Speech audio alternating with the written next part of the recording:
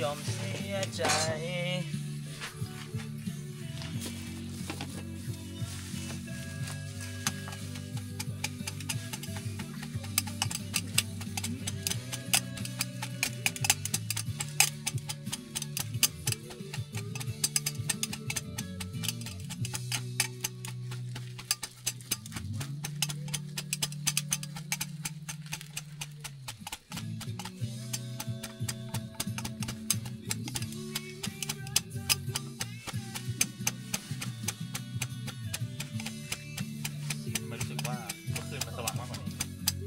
สว่างกว่านี้อ๋อไม่เป็นไรครับยังมีครับ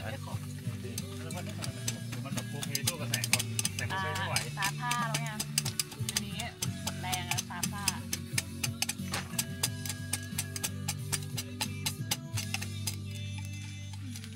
ตอนนี้ดูอยากกินแบบโค้กกับน้ำแข็งมากเลย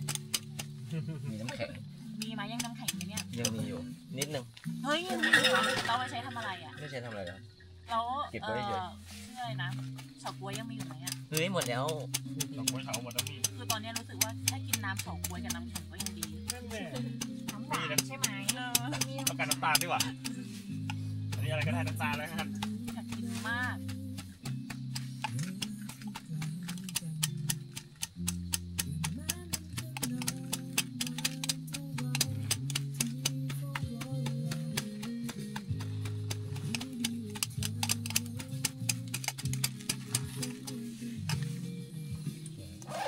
เสื้อนึกว่าจะหนาว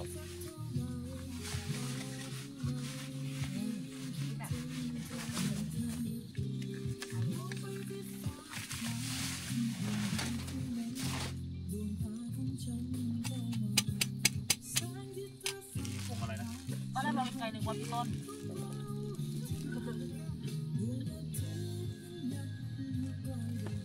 นั่งเสียใจดีใจนี่ทำไหวไหมเนี่ยเจ็บขาทำไมไม่ดูแบบมูนีนไม่มีทีแบบเป็นยังไงพี่เป็นไงพี่ปั้นฝีมือพี่ตั้มเดินรู้ไหนได้บ้างเนี่ยได้หมดไหมเนี่ยเทสก่อนสบายเดี๋ยวเดินกาชูล่าได้ไหมอย่าเพิ่งถามกูด้วยนี่เดี๋ยวเดินรูทนี้อีกสัก2 รอบรูทเดิมเลยตัดขาตัดเข่าต้องรูทเดิมด้วยเรโจ้ได้ไหมเรโจ้ได้มีคลิปก่อนด้วยเดโจ้จริงๆมันหนักแค่วันสุดท้ายเอง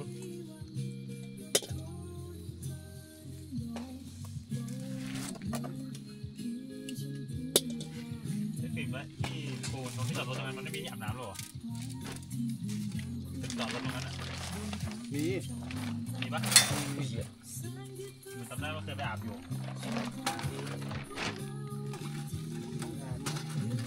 ก็ไปอาบตรงลงโค้งก็ได้พี่เขาเปิดตอนเช้าแม้ไม่ได้เจอ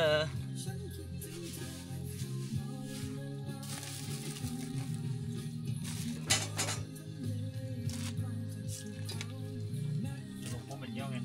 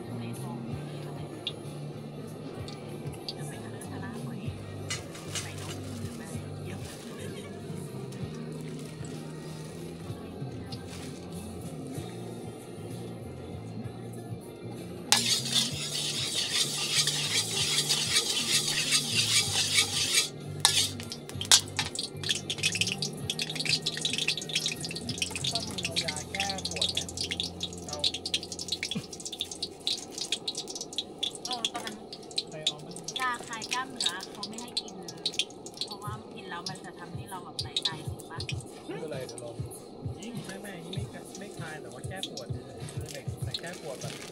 แรง แล้วมันจริงไหมไอ้ยาขายกล้ามเนื้อไม่จริงเหรอก็ตอนนั้นใครพูดก็ไม่รู้อ่ะมันหมอจ่ายได้ไงเหมือนแบบพอแบบร่างกายมันเหนื่อยมากๆแล้วพอเรากินไปแล้วมันก็แบบคลายกล้ามเนื้อทั้งหมดอ่ะพวกหัวใจอย่างเงี้ยมันก็แบบช่วยอ่ะงั้นเราก็ต้องกินสัก20 เม็ดหรอก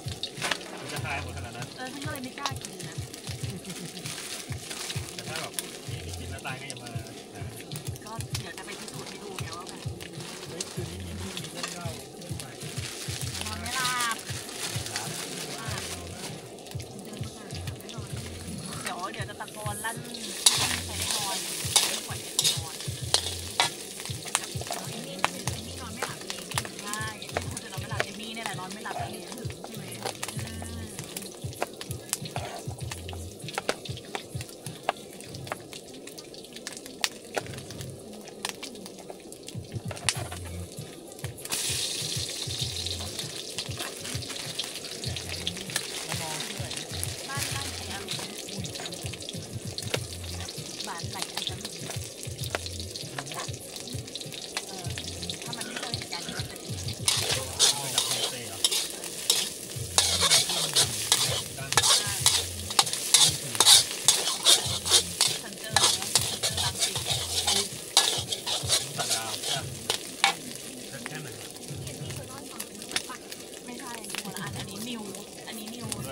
อัปเดต New Release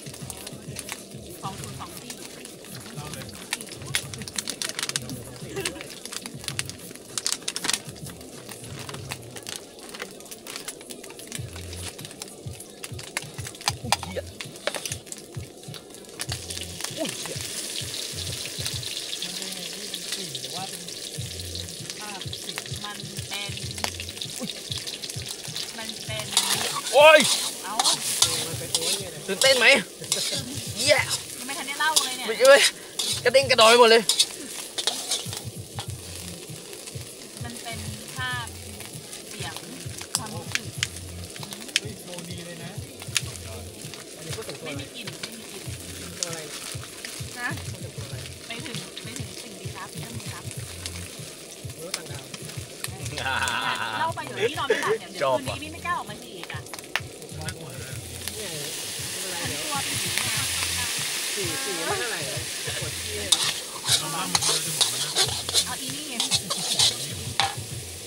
ห้คะแนนเป็นตลก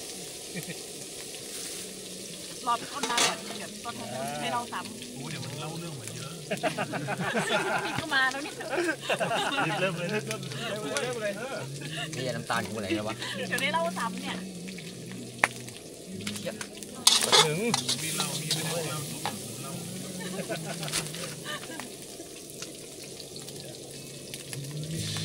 ถ้ามีรอนี่ไม่เล่าพี่โอ้เยอะตายหมดแล้ว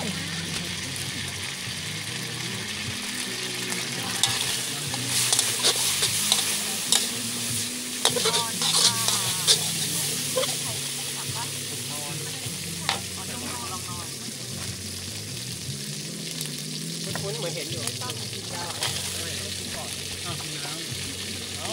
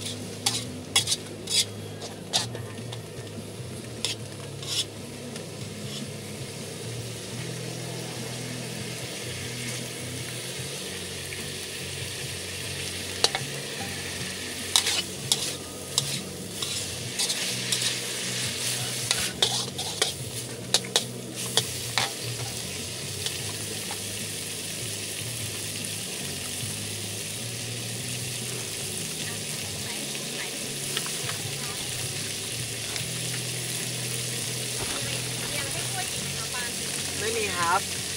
เดี๋ยวทำอย่างเดียวแล้วครับ อุโน่ช่วยอธิบายกติกาสากลให้ฟังหน่อยนี่คือเล่นกับหลานมาแล้วหลานจะต้องมีแบบกติกาแปลกๆเราน้อยอ่ะก็อยากรู้ว่าของจริงนี่เป็นอะไรวะแปลกๆที่โดนหลานโกงกติกาแปลกๆแบบเหมือนคนจะแพ้แล้วแบบแพ้ไม่ได้อ่ะอย่างเช่นแบบอะไรนะที่แบบรีเทิร์นอ่ะถูกแล้วรีเทิร์นแล้วแบบคือเหมือนที่อ่ะโดนลงไปแล้วให้หลานตัวแล้วแล้วหลานบอกว่าไม่แบบนี้ไม่แบบนี้แต่ว่าต้องถ่วงเพิ่มอะไรวะมันจริงใช่ไหมมันมีเหรอเอาเหรอ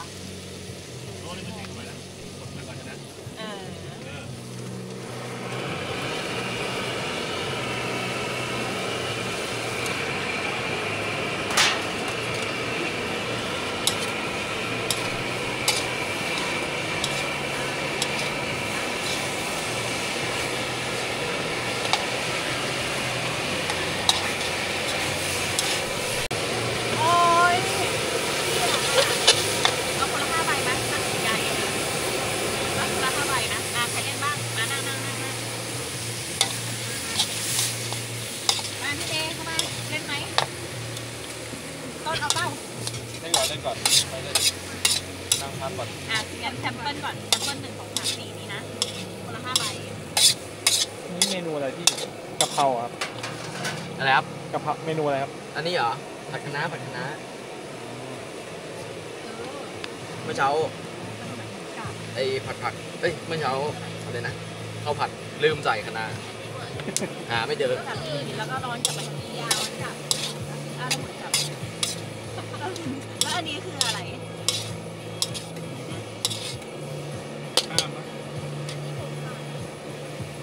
ต่างๆกับเนี่ยว่าต่อสกิลต่อไปที่คุณลงมาใช้สถานะแมวแล้วก็วนกับแต่นี่มันก็คือมันเกินมาที่พอดีแล้วก็เราได้บวช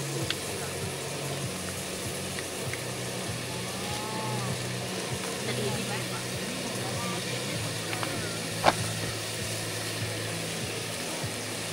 ทำไมต้องซื้อมายากขนาดนี้ด้วยแบบไอ้ตัวได้เหรอ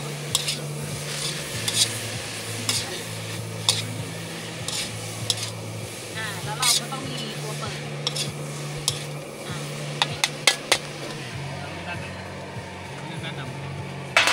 ด้านดำเปิดหมดแล้วนี่ก็ต้องหงายดิไม่ด้านดำมันเปิดหมดแล้วเหรอก็ต้องหงายใบกลางใบไทยใบนี้เหรอแล้วเราต้องเล่นด้านดำเหรอใช่เหรอเล่นไปกินยาผมไปไม่เป็นไรพรุ่งนี้เดินต่อแย่ปะจะปวดหน่อยก็แย่ปะวะไม่แย่เนาะแล้วรู้ว่าจะตื่น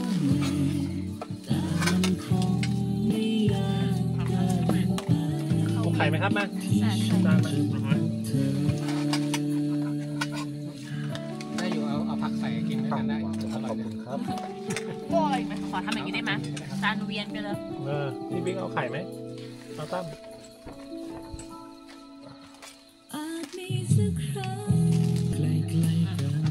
ร้อนนะข้าวต้องรีบกินแล้วบวยเดี๋ยวพี่ต้นต้องแตกกลับพี่ต้นเดี๋ยวไปจานเวียนนะคะทุกคนแต่เราก็หากันจนเจอมันนานแค่ไหนที่คอยเธอมารู้สึกไหมว่าชีวิตคุ้มค่าเมื่อมีใครสักคนข้างกาย